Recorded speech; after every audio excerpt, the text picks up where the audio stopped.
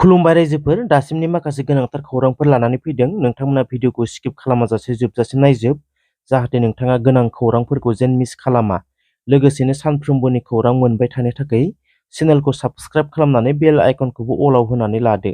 लोगोसे भिडिअखौ मोजां मोनोब्ला मोनसे लाइक होदो। नोंथांनि मोनसे लाइकआनो आंनि गेदेरथार थुलुंगानाय जागोन आरो नोंथाङा माबाफोर साजेसन होनो सानोब्ला कमेन्ट बक्सआ नोंथांनि थाखाय अरायबो खुला। अब्ला दिनैनि सेथि खौरां नोंथांमोननो होनो थाखाय आं आखायाव लादों। फरायसाफोरनि थाखाय मोनथिनो गोनां रादाब लानानै फैदों। आसाम आयेन आफादा आसाम आनजाद बिलखौ नाजावना लादों। मख'नो गोनांदि बे आयेननि गेजेरजों जाय फरायसाया आनजादसालियाव नकल लानानै हमजायो 3 बोसोर जेल लोगोसेनो 1 लाख रां जुरिमाना होनांगोन आरो जाय फोरोंगिरि एबा जाय सुबुङा आनजादनि सोंलु बिलाइखौ लिक खालामो अब्ला 10 बोसोरनि जेल जानांगोन होनना मिथिनो मोन्दों। एमपि नब कुमार सरनियानि सायाव एमएलए रबिराम नार्जारि। एमपि नब कुमार सरनियाया एमपि जानानै रायजोनि जेबो खामानि मावाखै। बेखायनो बे बाराव नब कुमार सरनियानो रायजोआ भट होलिया। नाथाय रायजो राजाया नब कुमार सरनियाखौ होसोनोसो थियारि जादों होननानै बुंदों एमएलए रबिराम नार्जारिया।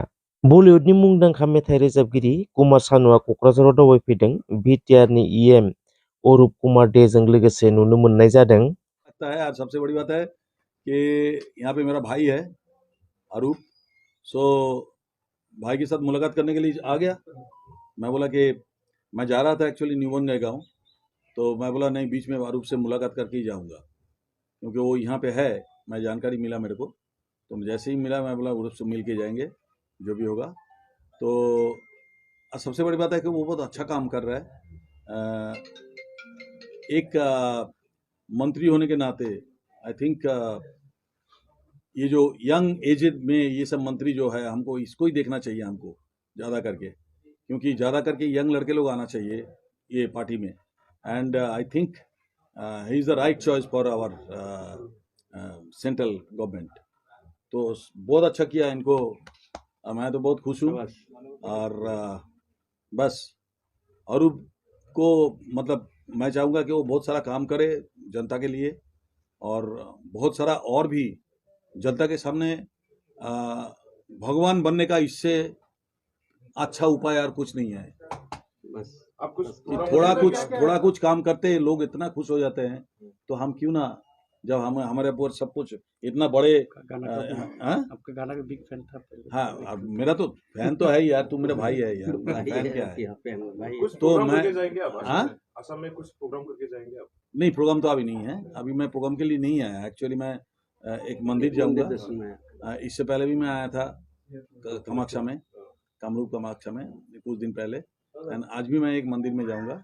बिपिएफनि दैदेनगिरिफ्रा आरो हाग्रामा महिलारिया एसेम्ब्लियाव मानो थाङा?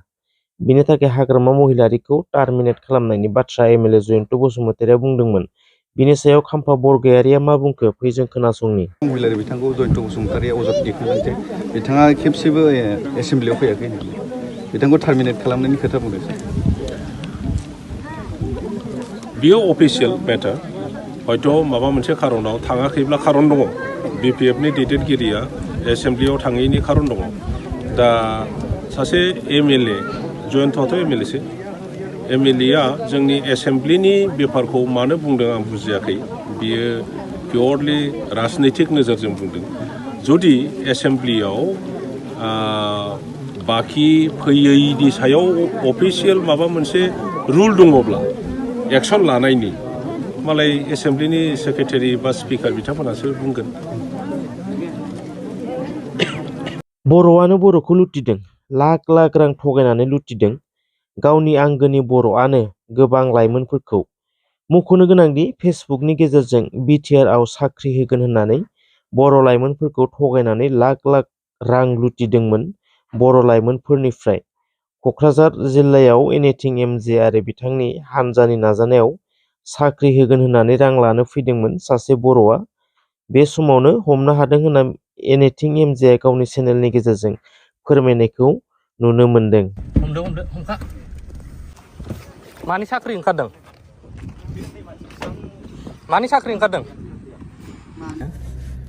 हिन्जावा बै भिडिअखौ लिक खालामनायनि हिन्जावनि रागाखौ हगारनो बेंगलनिफ्राय खारबोखादों दिनै खामानि गैयाबाबो।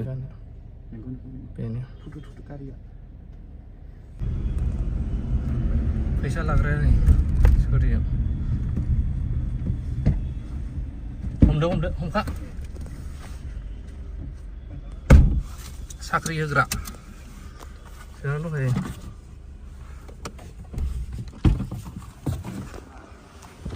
मानि साख्रि ओंखारदों मानि साख्रि ओंखारदों मानि साख्रि ओंखारदों ओमफ्राय बुं आंबो होगोन फैसा आंबो साख्रि नांगौ बिटिसिआव उन्दै मानसिखौ बेबायदि फेसबुकआव मा जादोंमोन नोंना फिसा गाबनानै उन्दुनो ओंखारा बिमानिफ्रायसो बिनानै लाबोदों फैसाखौ दाहार मानो बिदि खालामो आं माबा खालामनानै हरगोन ना नों मायाव मावो नों मायाव मावो जिखुनु नों फैसाखौ हरफिन नोंजों मावथ' ओमफ्राय आं जेबो सानाखै मानो फैसा जानांगौ बिदि आं दिनै बेसेबांबा गोजान लामा खारबोदों बे फंबायनि थाखाय गारि थाव गारनानै हेलमेटाखौ गरिब मानसि हेलमेटाखौ बेना आं माबा खालामनानै हेलमेटाखौ बेजों राया हेलमेटखौ नोंजों टाइमास लाराय आं नोंसिनो फैसाखौ आं गासिखौबो अबाव मावो नों अबाव मावो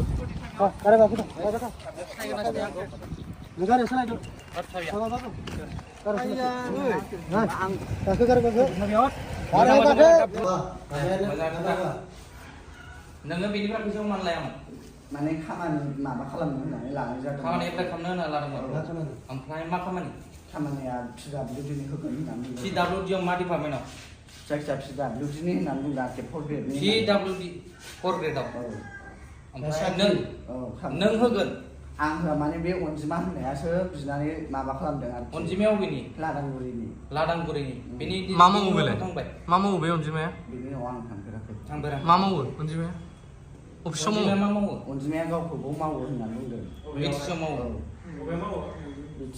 बिटिसिआव मावो ओमफ्राय नों बेनिफ्राय फैसाखौ माब्ला लाया 29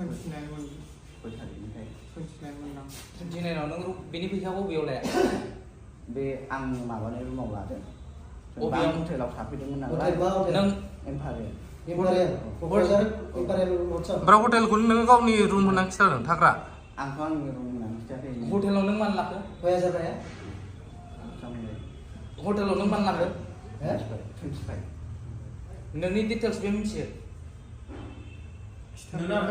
नों फैसाखौहाय अबेनिफ्राय लानानै फैया ओमफ्राय दाहार लाबाय दाहार लानानै सोर लाखो दाहार नोंनो लादों बिमानाव बिबाय आं बिमायाबो मा मावो ओमफ्राय आइ आफाया जेबो मावा आबाद मावनानै जायो एसे सालु जा बर' गथ'फोर भिडिअखौ जानायदों बिमाया एफा खस्थ' खालामना हरबाय जबखौ बायना मोन नामा आजिखालि आदा माने आंबो ओमफ्राय बिदि गाज्रि जाथों होननानै माबा खालामनाय जायाखैमोन आरोखि मोजां जाथों होननानै आरो सोर साबैसे होनो साख्रिखौ आंनोबो नांगौ दायो मोनबा फैसा 10 लाख नांगौबा आंबो होनोसै